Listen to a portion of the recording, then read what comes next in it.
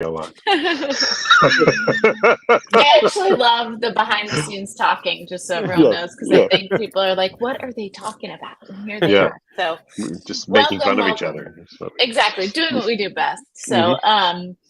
so good to see everyone. Thank y'all for joining. We'll let everyone hop in. We've got a special guest today, and I'm so excited about today's conversation and what we're going to learn and hear and honestly just talk about together, because that's the most fun part of these webinars. As always, please tell us who you are, where you're joining from. You can put that in the right-hand pane in our comment section. And any questions that you have, you can put them right there throughout our conversation today, and we will do our best to answer them live. Today, we are joined by one of my favorite clinicians and someone that I've worked with on and off and know well for I don't even know how many years. We won't go into that. But it's Dr. Patrick McGrath. Dr. McGrath currently serves as the Chief Clinical Officer for NoCD, which is leading OCD telehealth services across the world. He's a lead psychologist as well at Alexan Brothers, where he opened an intensive outpatient, PHP, and residential program for anxiety disorders, school refusals, which I definitely want to talk about today, and OCD. Dr. McGrath is a licensed clinical psychologist with over 20 years of OCD experience and a member of the Scientific Advisory Board at the IOCDF, a fellow for the Association of Cognitive and Behavioral Therapies, and the past president of OCD Midwest, one of IOCDF's affiliates.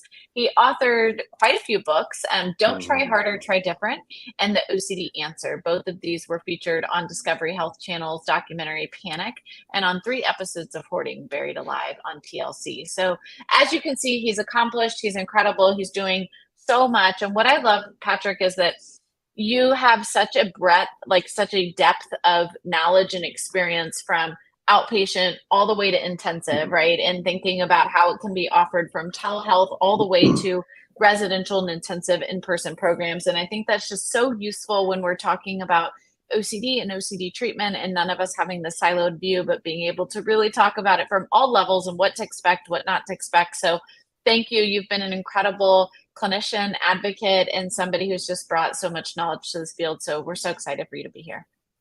Thanks. I appreciate it. And it's always fun to do these. So let's just do them every week from now on together. The 3 of us. Let's just make it. Yeah, we'll do it that way. Standing appointment. Come on, and we'll love it. Yeah. Standing appointment. We will love it. So Chris and I are super excited. And Chris, I'm going to let you kind of introduce today's topic, because I know we're going to kind of bounce off of what you guys already started at OCD SoCal. And it sounds like such a fun, exciting topic. So hop on. Yeah, no, I mean, one of the things that I love about talking about OCD is there's so many angles. Obviously, we can talk about the treatment, but there's so many other angles to talk about. And at OCD SoCal, we did a virtual speaker series, and Patrick McGrath was our guest, and he brought up a topic about OCD does not have your best interests at heart. And unfortunately, because of time constraints, we only had about 7 to 10 minutes, but it was such a brilliant topic. And we had already asked Patrick to be on today's episode. We didn't have quite locked down the topic. And I was like, we got to expand on that. And I felt it was perfect to have Liz as part of the conversation and make it more interactive with the 3 of us, because obviously us with OCD are going to preach everything you say. But if you could kind of dive in, and obviously Liz and I will jump in with some of our both clinical and personal experience. But you know, one thing about this disorder is people don't treat it like it's the enemy a lot of times. They think it's a gift or it's keeping a benefit, and they think that it's there to help them. And so you really kind of kicked off this topic, and I'll let you kick it off. OCD doesn't have your best interests at heart. Yeah. If it did, why wouldn't we then give it to everybody, right? I mean, why not give somebody something that has great interests at heart for them? So I imagine if I walked up to someone who was having a rough day and said, you know, have you considered some OCD? Because that might really be helpful to you in this moment, because it really does have your best interest at heart and wants to make everything better. Well, no, nobody would want that. I mean, that would be a horrible suggestion to give everyone. But the lie that is believed and the trick that is given by OCD is that it does have your best interest at heart. And if you just do everything that it tells you to do, you buy in hook, line, and sinker, then you're going to have an excellent life and all will be well.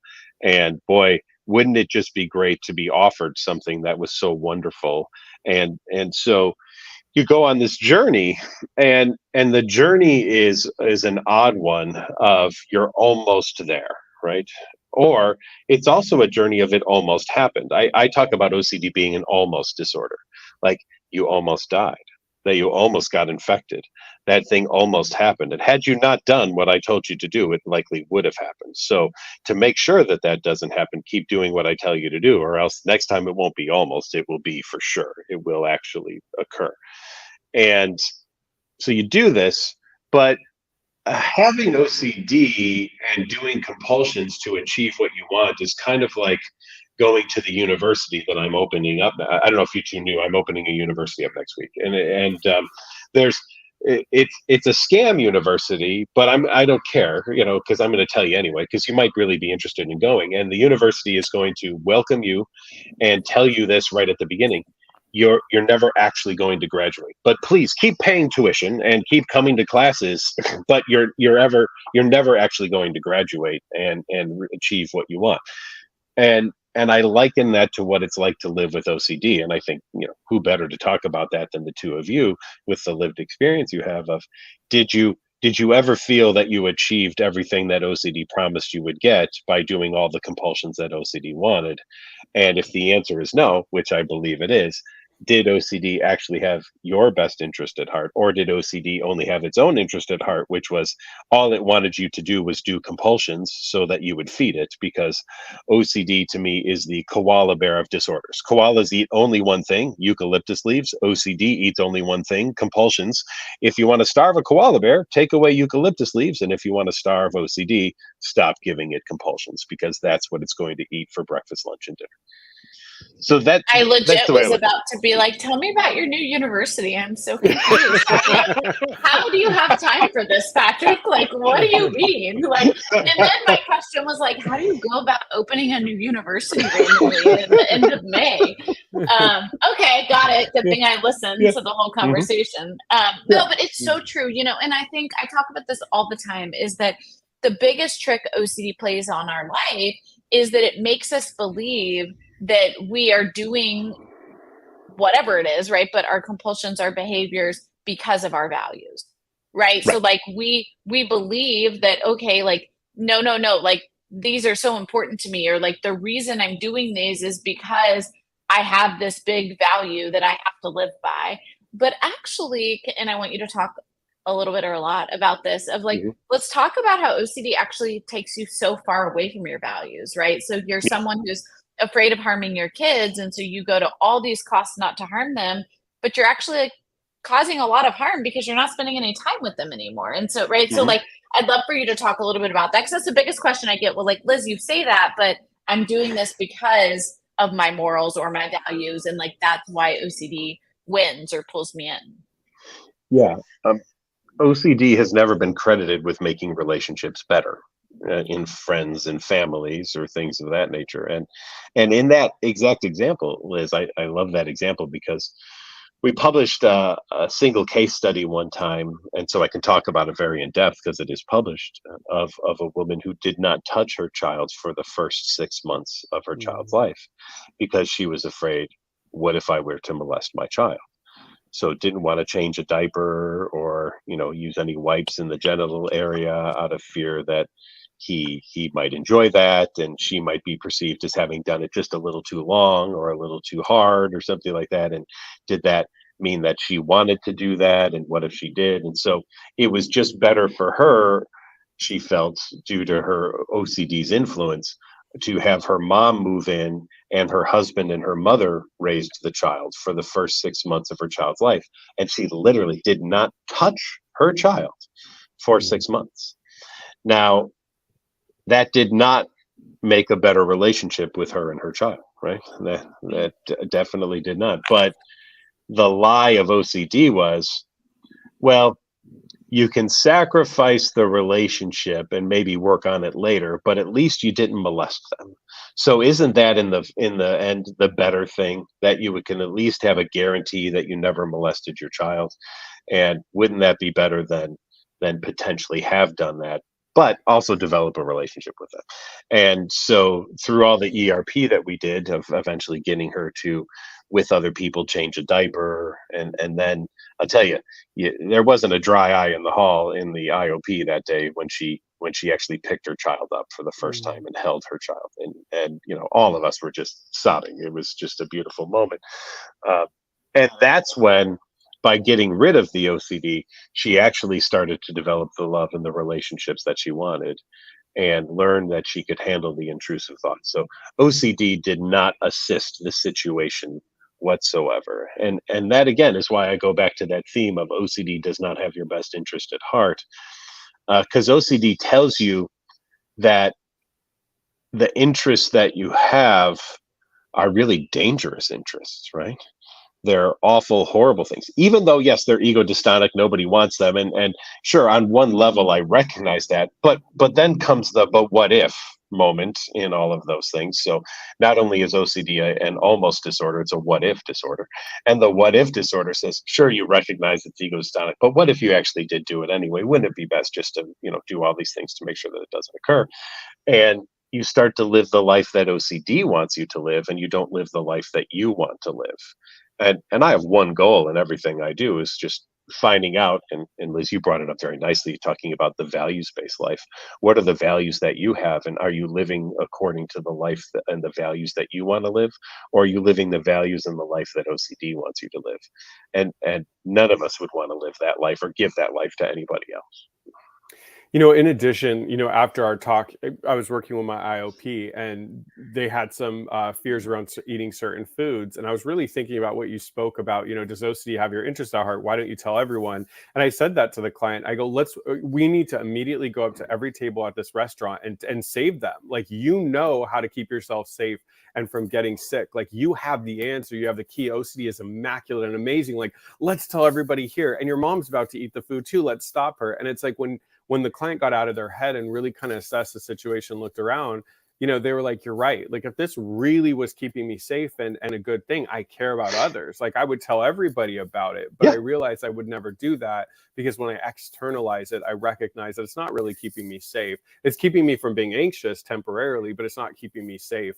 The other thing I was thinking about too is, like, OCD definitely doesn't have your best interests at heart. Who does? Your family, your loved ones, your therapist, your support group, the OCD community. And we're all telling you one thing, OCD is telling you the opposite. And you got to kind of ask, like, who has the motive to support you, and who has the motive to stick around and whisper things in your ear to have you do the compulsions, the avoidances, the reassurance seeking, so it can stick around longer.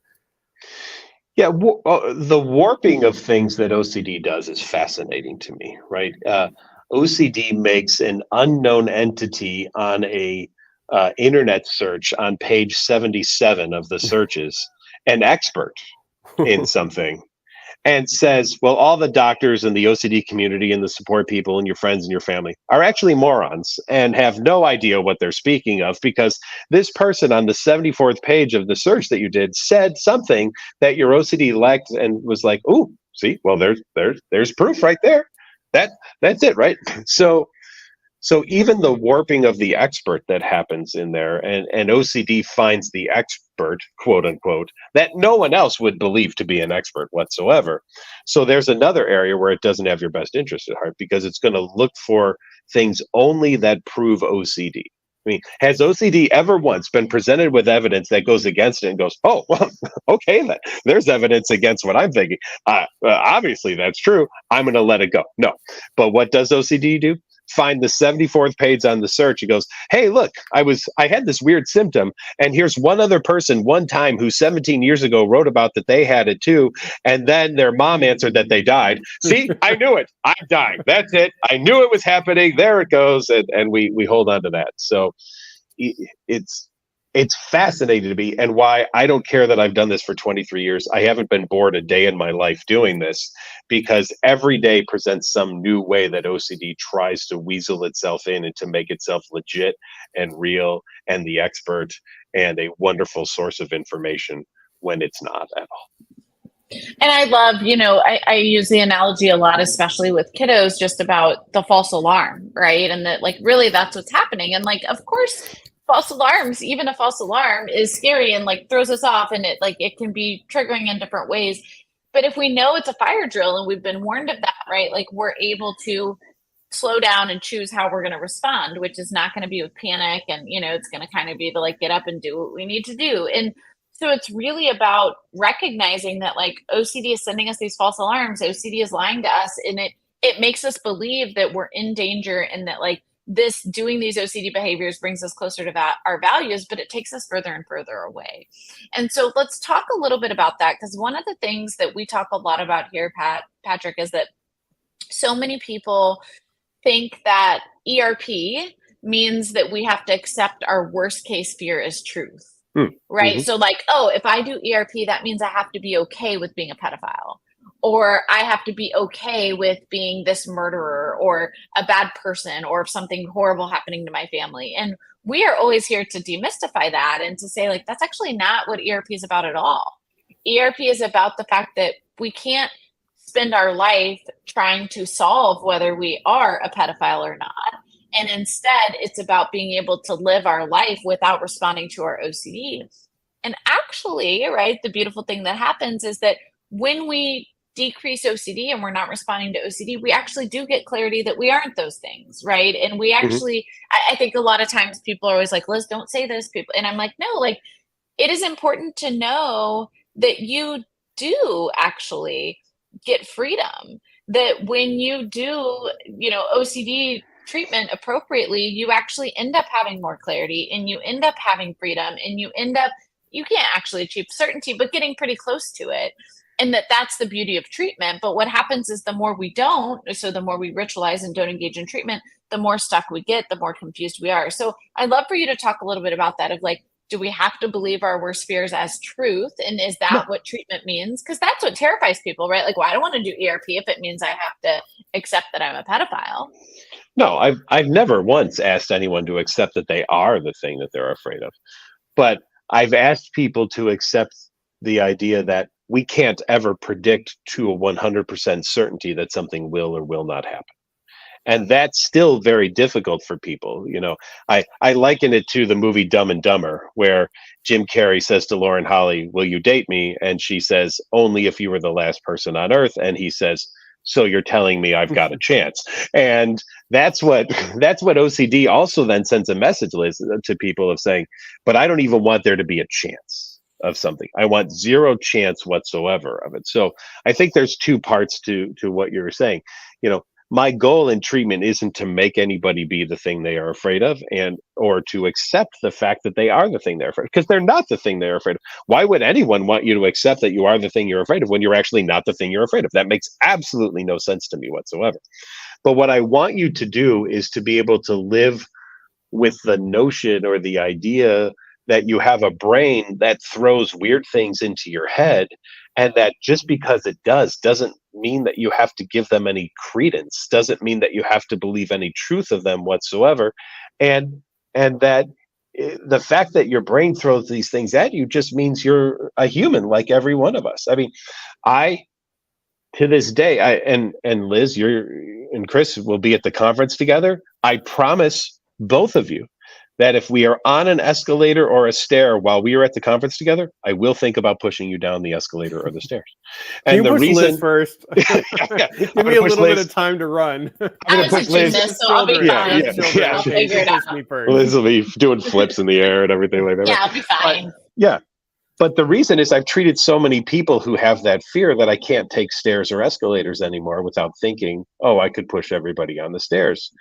Now, does it mean I'm going to do it? No. And should I get therapy for the fact that the thought pops into my head? No, I don't need therapy for the fact that my thought pops into my head, because I just accept the fact that, oh, I'm a human being who has weird things pop into my head all of the time. And it's just a normal, natural type of thing. OCD says that's unacceptable. OCD says you should be better than a human. You should be a machine that can be programmed to either think or not think things. That we should have a hard drive that you can erase this from your mind. It should be like that movie Eternal Sunshine of the Spotless Mind, where we can go in while you're sleeping, we can take things out of your brain, and then you will never think them again. But that is the stuff of science fiction. So the goal of therapy isn't going to be, again, I love how you said this, Liz, isn't you have to accept that you are what you're afraid of, because we don't believe that you are. But it is to accept the fact that your brain might tell you this, but just because it doesn't mean they have to believe it to be true. And you could go on living the rest of your life with that. I also liken it to, I have tinnitus. While we're all talking, I'm hearing a sound that none of you are hearing. and it's really annoying, and it's really loud now because I just said tinnitus, and every time I say tinnitus, it screams even louder than. But in a few minutes, it's going to fade in the background, and though I'm hearing it all the time, I'm not always paying attention to it, and therefore it's not always registering, even though I'm always hearing it. And if you could get OCD to be like that, that it's throwing things at you, and it just, yeah, well, okay. And once in a while, one of them's going to stick, and you're going to do some ERP to that, and then it could fade in the background. That's great. But never once do you have to accept anything that OCD throws at you as truth. Yeah, I was thinking about that. Is like one of my fears was getting cancer from sunscreen, because like you were saying earlier, Patrick, on page like 94 of Bing, not even Google, it was probably like Yahoo or something, because I couldn't find it. I saw an article on some website that was like crummy, but it said that sunscreen could cause cancer. And that was one of my fears. Which like I'm laughing about, Chris, just because I'm like, wait, how ironic that like not sunscreen is what gives you cancer, but for you, like wearing sunscreen's the danger here. Right? Once again, OCD doesn't have your best interests at heart, because not wearing sunscreen was actually going to give me problems, right? Yeah. So I stopped wearing it, and I remember, my therapist is like, look, you've gathered enough information that you need to wear sunscreen. Like, we're not going to sit here and spend our sessions debating it, and you can't ever find enough information that's going to satisfy the OCD. You're never going to get that one article that says it doesn't cause cancer, it's good for you, etc. So when Liz was talking about not accepting your worst fear, my therapist didn't sit there and say, all right, you are going to die of cancer, like say goodbye to your family. And like every session was like cancer, she was just like, look, you've gathered enough information. There's a lot more information that you should be wearing sunscreen. It's going to feel like a risk, but you got to just tolerate the fact that OCD is going to yell a bunch of nasty untruths, and you can either listen to it and continue to not wear it and have problems, or you can put it on and just deal. Did it feel like I was putting acid on my face the first 2 times when I put some sunscreen on? Of course, because that's OCD's bidding. But after a while, I, got the clarity that Liz was just saying, like, actually, this is much safer to be wearing it. So it's one of those things that the treatment is teaching you that there is never an amount of certainty that you can have to be content. And I always tell people, if a therapist is promising you that they can have you have absolute certainty in something, that's not the goal of treatment. Jonathan Grayson is brilliant at saying it. He's like, I think I'll see you guys at the conference. I'm planning on being there, but God forbid one of us might not be there. So we have every intention. We have clarity. It's probably going to happen. And we have a lot of good information. But at the end of the day, OCD wants to debate it until the second you're at the conference, even if it's months away. And it wants you to do backflips in your head until you just don't even know what's up from down. Yeah, you can't live the life you want to live and the life that OCD wants you to live at the same time. It's impossible. They're diametrically opposed to each other, right? No one with OCD has ever been handed an article and they've read it and go, oh, okay, well, now that's satisfied my OCD. I'm going to go. Thank you. And OCD just leaves and says, thank you. Finally, scratch the itch. You've given me everything that I've wanted, and now I'm going to be done. Thank you so very much. That has never happened. It's never going to happen. Why would anybody want that to be the goal of therapy? Because it's never going to occur. It's one of those impossibilities to give absolute certainty to someone in a world that doesn't have any form of absolute certainty whatsoever. And I don't know if you feel this. Oh, sorry. No, go ahead, Chris. Go ahead. I was going to ask you a question, Liz, and Patrick, with your clients. I don't know if you felt this way, Liz, and I don't know if you see this with your clients, but going back to Liz's conversation about values, I didn't feel like myself when I had OCD, like constantly, right? Like when it was its most severe, I lost who I was. I felt lost. I felt confused. I wasn't in touch with any values. And once I got better from OCD, I was clear in who I was. And so I think when people have any subtype, but specifically taboo thoughts around pedophilia or harm or bestiality, the fear is if I drop the compulsions, I'll become that. But I think we're all here to say, actually, when you drop the compulsions, you abandon that with a quickness and you go back into becoming the person you always know that you are. Mm-hmm. That's right. That's right. The more we live by OCD, again, we lose who we are. And I always tell my patients here, like, one of the things I love the most is that I get to watch every single one of our residents, like what we call come out of their shell, because we start to see less of OCD and more of them, because the reality is like when we are living our OCD life, like we're not even living for ourselves. We lose who we are and our sense of identity, because we're living for OCD, which we all know is miserable. We don't enjoy that. It's not like there's pleasure in it. So absolutely, and I think the second piece that I just want to add on that, Pat, that you were saying that I think is just so true is it's it's really important for us to have, I don't know what I want to call it, but like a bit of knowledge, or just like ERP should feel right. And I'm saying this just because I think that sometimes ERP has gotten such a bad rap, and like there's this belief that like, oh, these therapists just make you do these horrible things, and that we're just like forcing you to do things that aren't values based. But like, you should get it, right? Like, I can be working with a teenager who's like, Liz, like, I get it, right? Like, they'll say things like, oh, like, I don't want to do that, but I understand why I should do that, and I understand why that's so important, and so I'm going to do that because I want to get that back. It shouldn't be like, this doesn't make any sense, this goes against my values, I don't want to be doing this. Like, that isn't ERP. And I'd love for us to talk a little bit about that. Is like, you know, one of the things that we're talking about today, obviously, is that OCD doesn't have your best interest in mind. So can we talk a little bit about how ERP does have your best interest Yeah. in mind, and what that means and what that should look like? Let me take it out of OCD for a moment. Imagine either of you had an elevator phobia, and we worked on it. Okay, you kind of do. But we worked on it, but we never actually got on an elevator. And finally, Liz, you came to me and you said, "Hey, Patrick, I'm good. No more fears of elevators." And I said, "Great, let's go get on an elevator." And he goes, "Oh, no. I mean, I don't want to get on one. I don't need to. Yeah, but I'm not afraid of it. But I don't need to get on an elevator in my house. There's like not a need for that, you know." Right, exactly. So, you know, all ERP is to me is the final manifestations of the things that we talk about. It's the putting into action everything that we discuss, right? And I am a firm believer in the idea that and I'm a skeptical person as an OCD therapist. It's made me a bit skeptical. No offense to anyone with OCD, but I'm a little skeptical of anything that you hear from OCD being true, right? So all I want in ERP is show me that this is the case, right? Take it to the level of actually putting it into action. And to me, why does a more talk-based therapy fail for OCD? Because it doesn't have the action step, right? Yeah. You need to practice things. You could tell people you're the greatest piano player in the world. You could read about playing the piano. You could watch videos about playing the piano, but you're still going to have to sit down at a piano and you're going to have to practice the piano and really develop the skills for playing the piano. So all the information in the world and all the discussing in the world and all the talking and all the reading and all the whatevers that you do are wonderfully great and potentially supportive, but also are kind of nothing until you put the follow through in there and do the action. And then what happens in OCD is all the things I just talked about, the readings and the discussions, now become compulsions, right? And just feed upon themselves. So they actually are not wonderful after a while.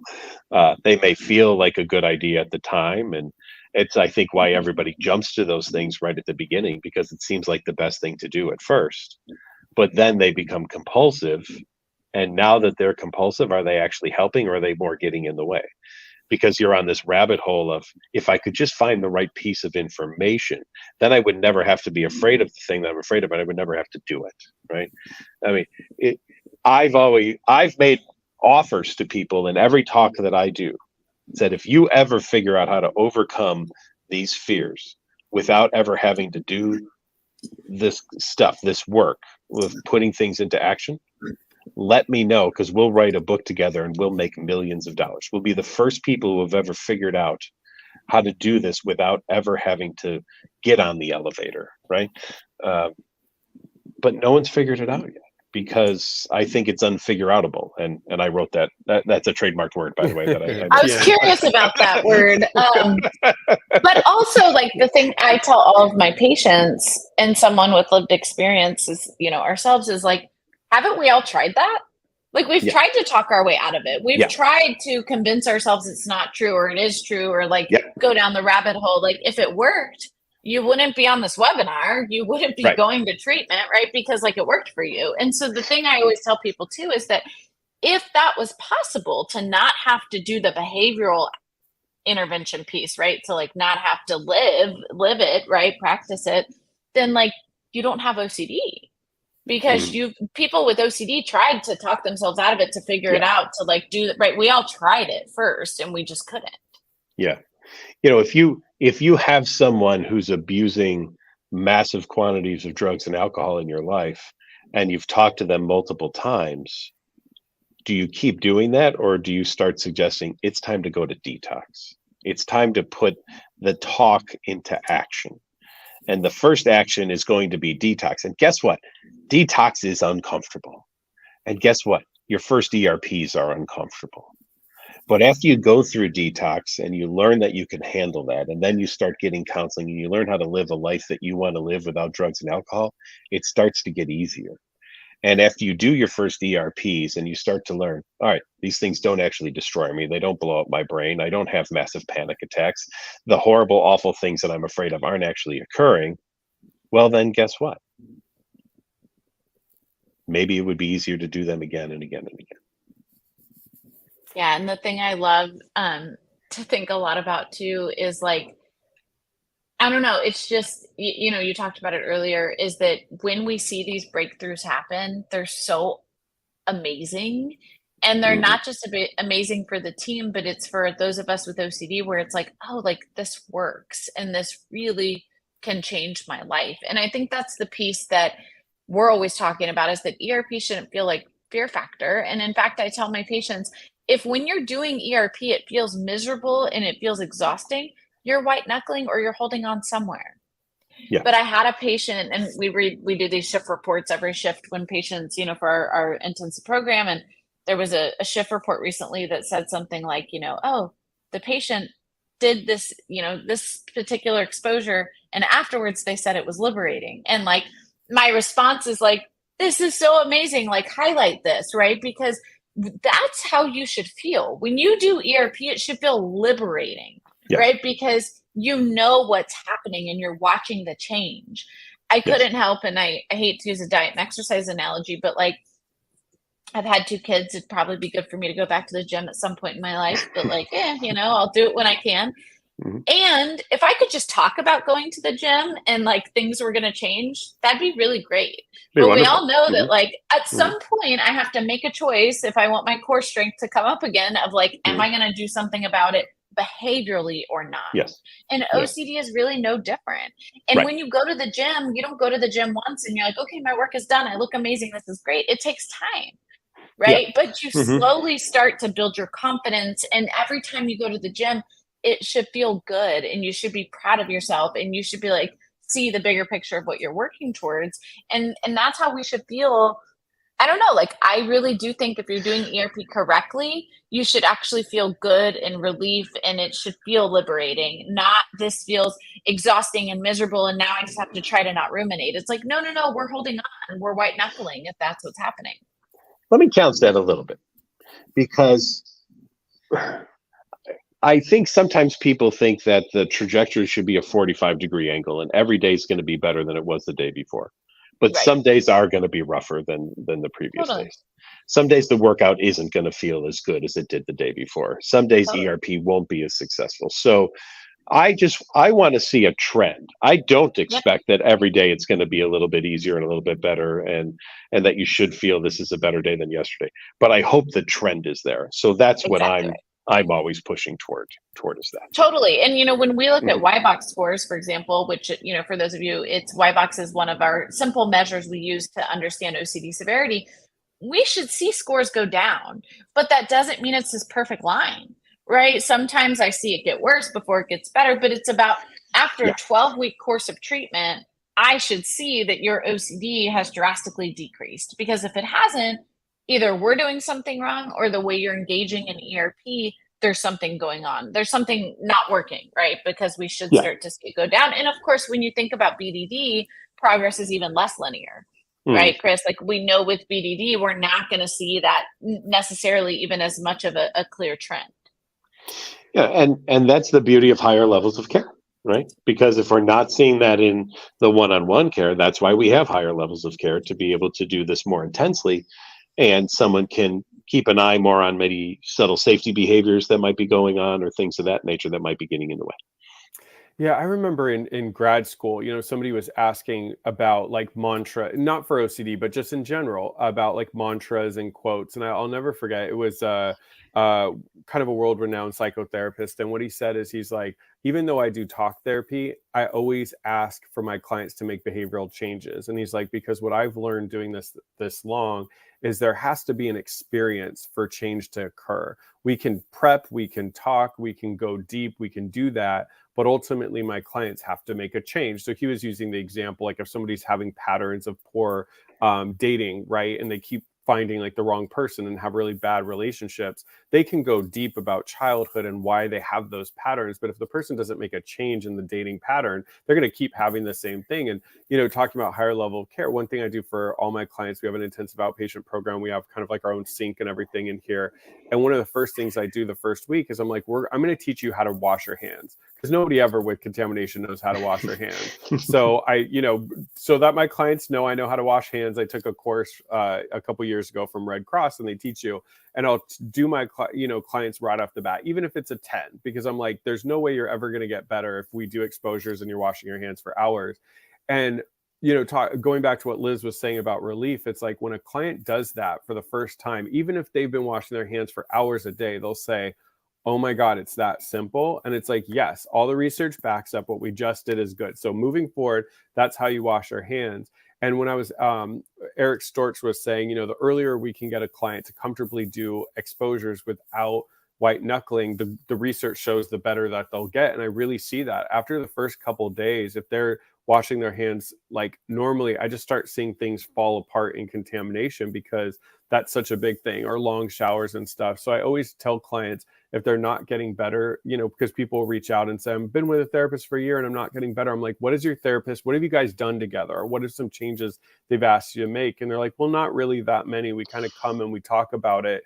And I'm like, all the education on OCD in the world is great. It gets you a certain place, but you got to be making life changes and differences. So if you're watching this right now and your therapist isn't having you do anything differently, that's really kind of a flag that maybe you need to find somebody that's going to ask you to make some big changes in your life to get big results, positive results. Yeah, I joke that being named Patrick McGrath, I can say this. There's an Irish phrase that is only an Irishman can tell you to go to hell and make you look forward to the journey, and that's how I see in many ways ERP. We're going to ask you to do what OCD is telling you is going to be hellish and awful and horrible, and we're going to have you look forward to it. We're going to get you excited about it, and we're going to get you wins, and we're going to teach you that even though OCD told me this was going to be awful horrible, it wasn't. I've been and Liz, maybe you have this with your kids, but I've been liking it to the book that I loved as a child called There's a Monster at the End of This Book. And it's Grover. And when you open it up, Grover says, thanks for coming, but don't turn the page because there's a monster at the end of the book. And you, of course, turn the page because that's what you do when you're a child. And Grover freaks out. And then there's ropes tying the book and everything. And you turn the page. At the second to last page, it's the Les Miserables barricade, basically. And he says, don't turn the page. And you do. And then there's Grover. And Grover says, oh, it's me. I was the monster at the end of the book. And, ERP never turns out as bad as OCD tells you it's going to turn out, right? OCD tells you that it's an awful, horrible thing, and how dare you even try it, and how dumb that is, and you should just keep listening to OCD. But when you get to the end and you realize it's Grover, maybe it wasn't so bad after all. Well said. Sesame Street should sponsor us. Yes. Also options here for sponsorship available. No, I'm just kidding. So let's talk a little bit about some of the other interventions. And I'm just curious, Patrick, you've been in the field and you and I've been doing this work in different capacities and in different intensities for a long time. But like, what are kind of your thoughts of when you're seeing new stuff come up and sometimes it comes up and it goes down and it is integrated and it's not, but what are your thoughts on what you would tell people as far as when should they start with ERP? When might they consider other interventions? What should they look for? But then also, how do they start to think about questions Chris was just mentioning? Am I with the right clinician? Am I in the right level of care versus just saying this isn't working? I'm an ERP guy, right? It's what I do. Whenever new things come up, I like to learn about them. I've just been offered some free trainings and other things. I'm going to check them out because I want to know what other people are talking about in the field. So I will investigate it. I remember when ACT came out, and I went to a talk that our good friend Michael Tuig had done, and he was talking about how here's the big differences and all these things. And I remember at the end, I raised my hand and said, Mike, I want to thank you. I didn't know that I was an ACT therapist. I didn't know that that was the case, but now I do, because to me, if you're doing phenomenal ACT, you're also doing phenomenal ERP. And if you're doing phenomenal ERP, you're doing wonderfully awesome ACT work, right? So I think that there's probably a lot more similarities than differences in a lot of these things. And I don't want to get caught up in different words and names for things. I like the core idea is that here's what we know from basic evolutionary science. We do things, they are uncomfortable, and we have choices at that point to continue to try to do it to make it more comfortable or not. Liz, you have 2 children. Imagine if your children stood up for the first time and then fell down and thought to themselves, well, that sucked. I'm never doing that again. And all they did was spend the rest of their life crawling, So welcome to the McInvale household. Our children just crawl. I know they're 17 and 21, but they don't actually walk because they fell the first time they stood up and they just never wanted to do it ever again. Right? No, even from the moment before we even have the brain capacity to understand these kinds of things, we put ourselves in situations that are uncomfortable and we keep doing them until we master them. Well, guess what ERP is? That's it right there. We're asking you to put yourself in uncomfortable situations and work toward mastering it. So I'm not giving up on the ERP portion of it and the behavioral aspects of it, because we know that that's just the way that humans grow and evolve and move up in the world, right? So, but I also am appreciative of the fact that people are always trying to move the science forward, and science should move forward at all times, and we should always be out there challenging things. Anybody who will fight against being challenged isn't doing good science, because science is designed to be challenged and questioned That's right. and tested and things of that nature. So you will never see me telling anybody not to come up with other ways to try to do this. And the day that someone finds something that's better than what we're doing, and there's more evidence for what they say than what I'm doing now, I'm going to switch and I'm going to go do Great. that. Me too. That day, I'm like, oh, boom, boom. There is the evidence. There it is. It's so much better. That's awesome. The best evidence we have for right now is ERP, and that's what I'm going to continue to do until we have evidence that shows me that there's something that's better that's out there. But I always welcome anybody trying to find out ways to help people with OCD have better lives and come up with new ways to intervene with people so that OCD is not the jerk of a disorder that it is in the lives of people who have it. Absolutely. And I love what you said, because I think that, the thing now, I will tell y'all, I am a little closed-minded when it comes to some stuff. We have this new training software called Asana, or when my family this weekend was talking about Chat GPT, and I found myself being like, I sound like my mom. Because I was like, well, I don't want to learn all that. I don't want to do that. Like, no. And then I was like, okay, Liz, you're being ridiculous. Like, how are you going to grow? But I say that about OCD is like, we should never say no, I don't want to hear and learn, because really, a lot of these new interventions, they make sense, and they're coming from a place where they are like, okay, let me try to do something different or give different options that is useful. And I think we can all learn from every new intervention of oh yeah, that's amazing, or oh, I love that analogy. Or I remember Bergen Group came and they did obviously a lot of ERP and ACT, and some of their analogies were awesome. And I use those all the time because I'm like, I love that analogy. And so it's about us being open-minded and growing, and us not saying saying, okay, here's the one thing I'll say a lot, and I'm going to pitch this really quick, is one of my biggest things here is that if someone is not fully engaging in treatment, we have one foot in, one foot out, or we're not really fully leaning in, I will tell those patients, come back when you're ready. Yeah. Because I don't want to take your resources, but I also don't want you to believe that ERP doesn't work for you. Correct. When that's not what's going on. But what's going on is that you're not engaging fully in ERP the way that to give it a chance to fully work, and so it's important for us to think about that too, is can we engage in ERP right now? What does that look like, right? John Grayson talks a lot about how he'll spend weeks, months, years if needed getting someone ready for ERP because they need to be at a place to be able to appropriately digest it. And so I love that. But I do want to jump to questions because I've been scrolling through them. I love this comment that I just want to say before I'll jump to our first question. But Amy at 1114 said, my OCD kept me from previous valuable time with my family.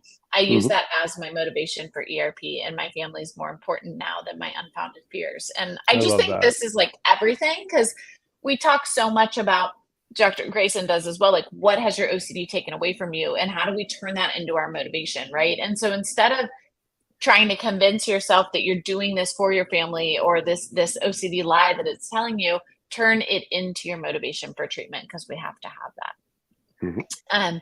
The next question at 1116, which will be for you, Patrick, is there a way of getting professional teletherapy help for internationals that are in a bad economic situation due to the same OCD problems, but that have a lot of potential in life? Which I just want to say, like, all people with OCD have so much potential in life, but like, okay, someone who's in an international place, what does that look like for them to try to access care?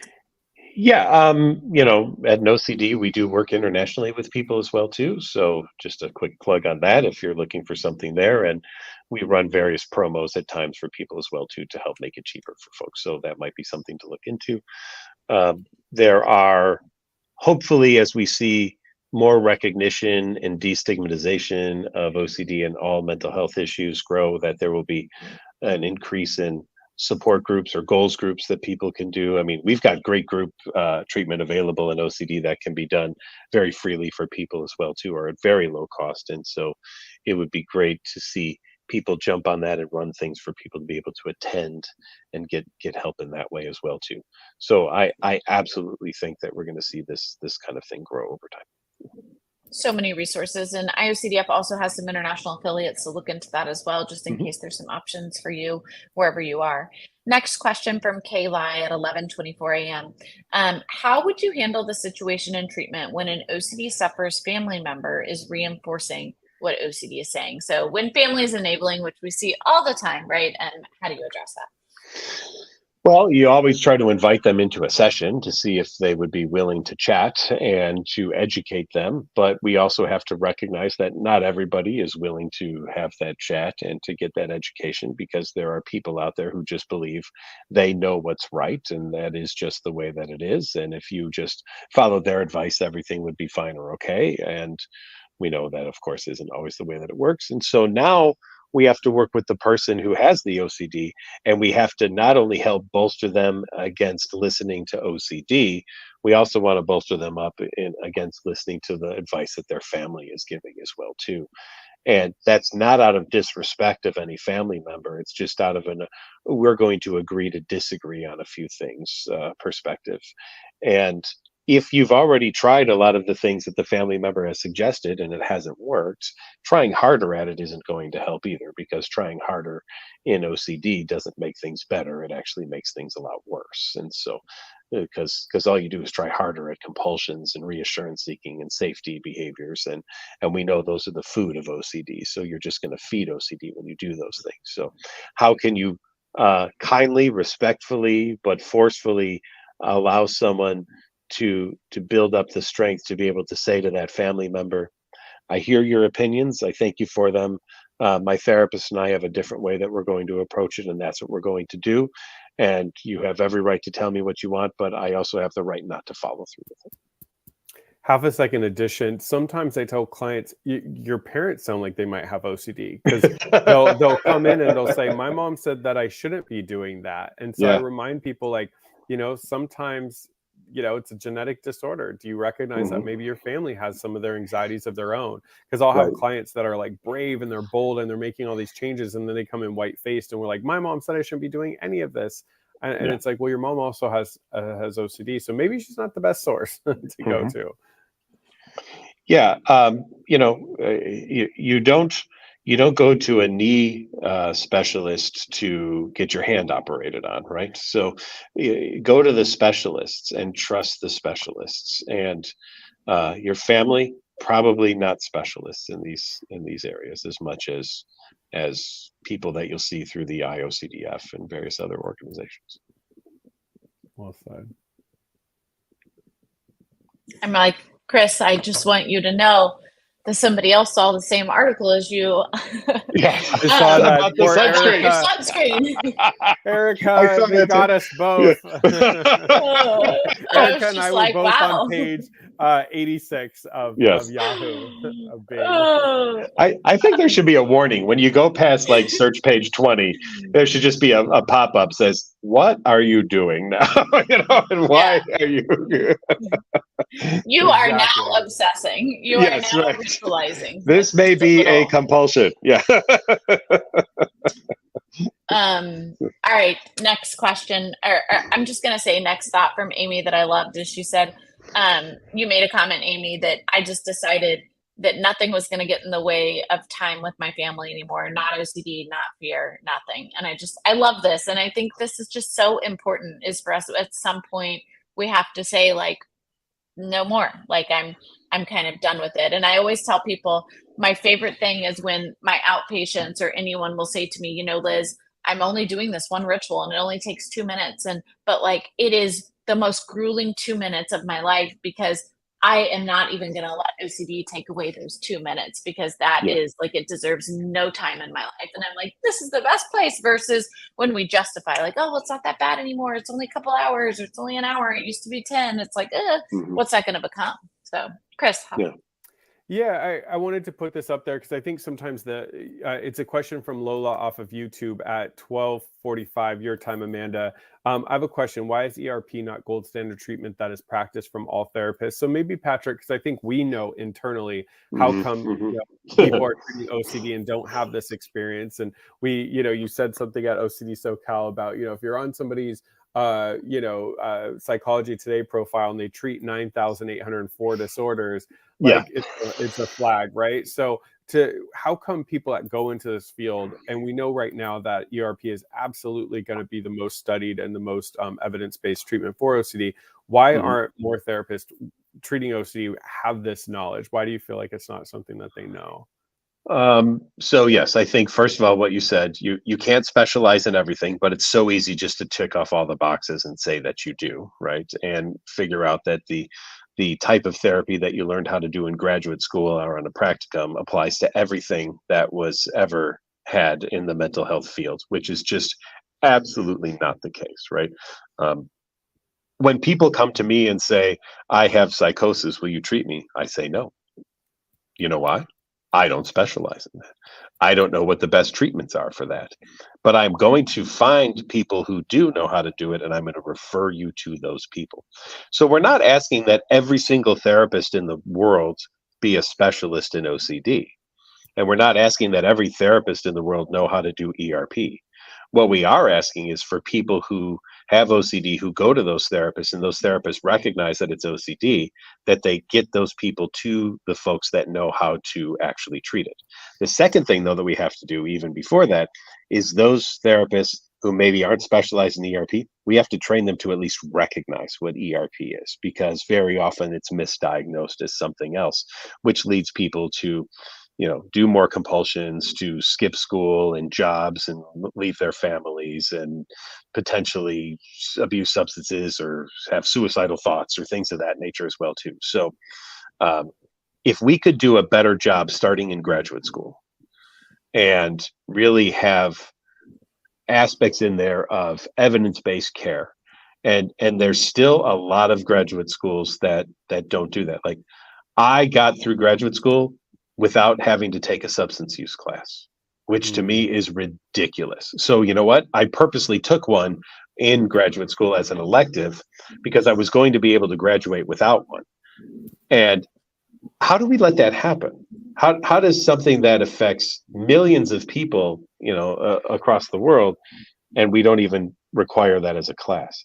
So we should require classes about here's telltale signs of each of these conditions. Here are the treatments of choice for these conditions.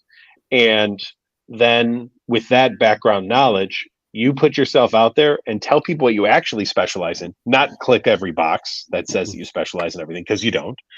And when you get someone who has something that isn't something you specialize in, you refer them to someone who does specialize in it.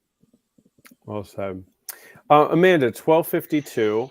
It's a two-part question. Amanda, if you could put part 2, and I'll kind of summarize part 1. It's from Bright to Ben Plays on YouTube. Currently, they're going through a false memory. It's an intrusive thought, and then it was about a past event, so they're kind of stuck on that. They know it's 100% false, and they've even been concerned, but confirmed by their friends. But the question is, I've been stuck on it for about 2 years, and it keeps getting worse, and I have no clue how to stop it, no matter how much I'm reassured.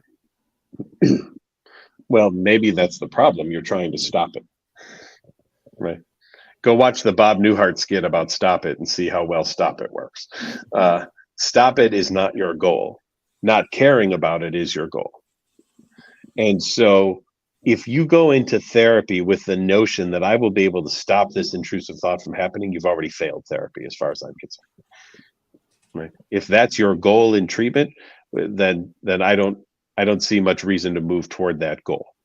But if you can go into therapy with the goal of, I'm going to learn how to handle this thought so that if I have it, it doesn't bother me and I don't do any more compulsions about it, and I let it fade into the background as if it's nothing, then you have great chances of succeeding if that's the case.